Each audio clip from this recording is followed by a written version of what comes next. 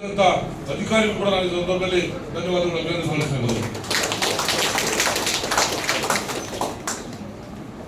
ಈ ಸಮಯದಲ್ಲಿ ಎಷ್ಟೇ ಆಮಿಷಗಳು ನೋಡಿದ್ರು ಕೂಡ ಬೇರೆ ಬೇರೆ ಕಡೆ ಕರ್ಕೊಂಡೋಗಿ ಅವ್ರಿಗೆ ಇಲ್ಲ ಸಲ್ಲದ ಆಮಿಷಗಳು ನೋಡಿದ್ರು,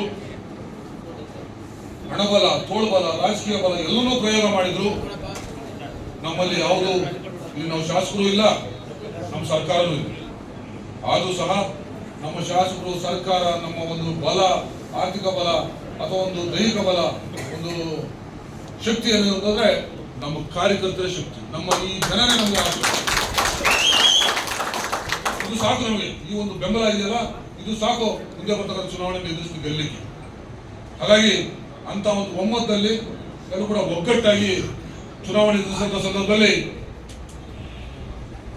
10 ಕ್ಷೇತ್ರಗಳಲ್ಲಿ ಕೆಲವೇ ಕ್ಷೇತ್ರಗಳು ಕಡಿಮೆ ಮತಗಳ ಅಂತರಗಳಲ್ಲಿ ಸೋಲು ಬಿಟ್ಟರೆ ಇನ್ನ 6 ಕ್ಷೇತ್ರದಲ್ಲಿ ಯಶಸ್ವಿಯಾಗಿ ಹೆಚ್ಚಿನ ಅಂತರದಲ್ಲಿ ಜಯಶೀಲರಾಗಿದ್ದಾರೆ. ಜಯಶೀಲ ಕಾರಣವಾದಂತ ಜೆಡಿಎಸ್ ಮತ್ತೆ ಬಿಜೆಪಿ ಎಲ್ಲ ಮುಖಂಡಗಳು, ಎಲ್ಲ ಕಾರ್ಯಕರ್ತರಿಗೆ ಈ ಸಂದರ್ಭದಲ್ಲಿ ಧನ್ಯವಾದಗಳು, ಅಭಿನಂದನೆ ಇಷ್ಟಪಡ್ತೀನಿ.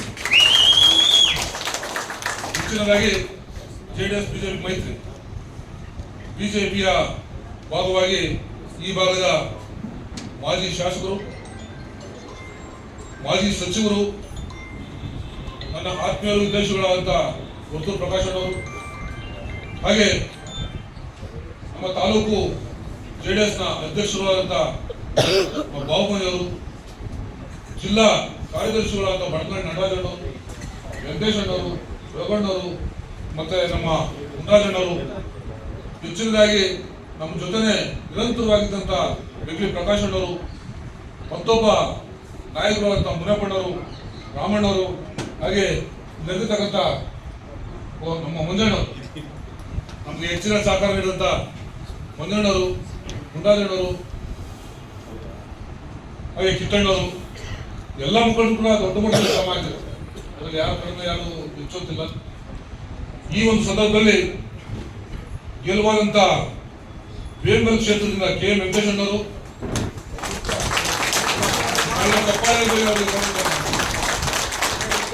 ಕೊಪ್ಪೇರಿ ಕ್ಷೇತ್ರದಿಂದ ಮಂಜುನಾಥ್, ದಕ್ಷಿಣ ಕಸ್ಬಾದಿಂದ ಅಂಬಿಕಾ ವೆಂಕಟೇಶ್ವರ್,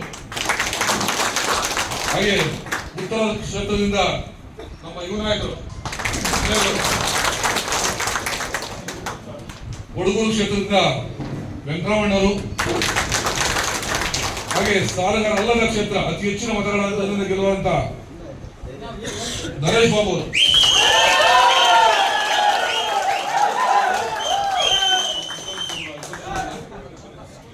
ಹಾಗೆ ಇದೆಲ್ಲದಕ್ಕಿಂತ ಮೊದಲೇ ಗೆಲ್ಲುವಂತ ಅವಿರೋಧವಾಗಿ ಆಯ್ಕೆಯಾದಂತ ಧೈರ್ಯ ವೆಂಕಟೇಶ್ವರವರು,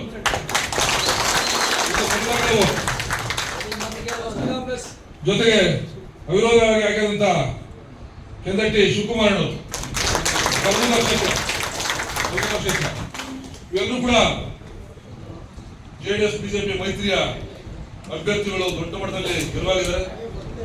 ನಮ್ಮಲ್ಲಿ ಅತಿ ಕಡಿಮೆ ಅಂತರಗಳಿಂದ ಸೋತಂತ ನಮ್ಮ ಅಭ್ಯರ್ಥಿಗಳು, ಅವರು ಕೂಡ ದೊಡ್ಡ ಮಟ್ಟದಲ್ಲಿ ಶ್ರಮ ಹಾಕಿ ಅದು ಆ ಕಡಿಮೆ ಅಂತರ ಸೋಲಲ್ಲ, ಅದು ಒಂದು ರೀತಿ ಗೆಲುವೆ.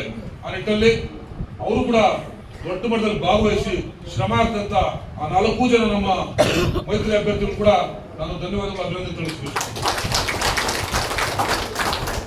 ಹಾಗಾಗಿ ಇವತ್ತು ದಿವಸ ಮುಂದೆ ಬರ್ತಕ್ಕಂಥ ಈ ಒಂದು ಅಧ್ಯಕ್ಷರ ಚುನಾವಣೆ ಕೂಡ, ಹಾಗೆ ಉಪಾಧ್ಯಕ್ಷರು, ಅಧ್ಯಕ್ಷರ ಚುನಾವಣೆ ಕೂಡ ಇದೇ ಒಗ್ಗಟ್ಟು, ಇದೇ ಮೈತ್ರಿಯಲ್ಲಿ ಹೋಗಬೇಕು.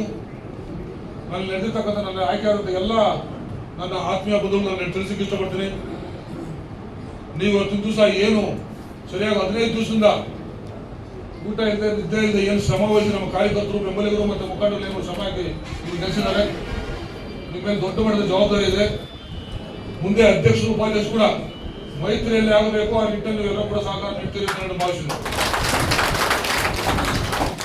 ಯಾವುದೇ ರೀತಿಯಲ್ಲಿ ಗೊಂದಲ ಗದ್ದಲ ಬೇಕಿಲ್ಲ.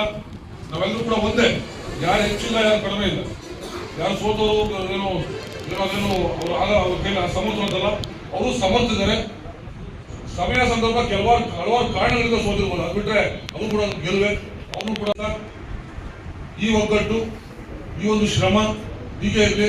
ಬರ್ತಕ್ಕಂಥ ಚುನಾವಣೆಯಲ್ಲಿ ಇನ್ನು APMC ಬರ್ತದೆ, ತಾಲೂಕ್ ಪಂಚಾಯತ್, ಜಡ್ಪಿ ಮತ್ತು ಬೇರೆ ಬೇರೆ ಬರ್ತಕ್ಕಂಥ ಎಲ್ಲಾ ಚುನಾವಣೆಯೂ ಕೂಡ ಇದೇ ಒಗ್ಗಟ್ಟಿಂದ 100ಕ್ಕೆ 100 ಪಾಲು ಮೈತ್ರಿ ಗೆಲ್ಲೇಬೇಕು. ಗೆಲ್ತೀರ ಅನ್ನೋ ಒಂದು ನಂಬಿಕೆಯಿಂದ ನಿಮ್ಮ ಮೇಲೆ ನಮಗೆ ಭರವಸೆ ಇದೆ, ವಿಶ್ವಾಸ ಇದೆ. ಅದರಲ್ಲಿ ಇವತ್ತು ಬಂದು ಭಾಗವಹಿಸಿ ಏನು ಆ ಗೆಲುವು ಕಾರಣವಾಗಿರುವಂತ ಎಲ್ಲರೂ ಕೂಡ ಸರ್ವರಿಗೂ ಕೂಡ ಮತ್ತೊಮ್ಮೆ ಶುಭಾಶಯ ಕೋರ್ತಾ ಎಲ್ಲರಿಗೂ ಶುಭವಾಗಲಿ. ಜೈ ಹಿಂದ್, ಜೈ ಭಾರತ. ನಮಸ್ಕಾರ. ನಮ್ಮ ಮುಖಂಡರು ಪುತ್ತೂರು ಪ್ರಕಾಶ್ ಅವರು ಮಾತನಾಡಿ.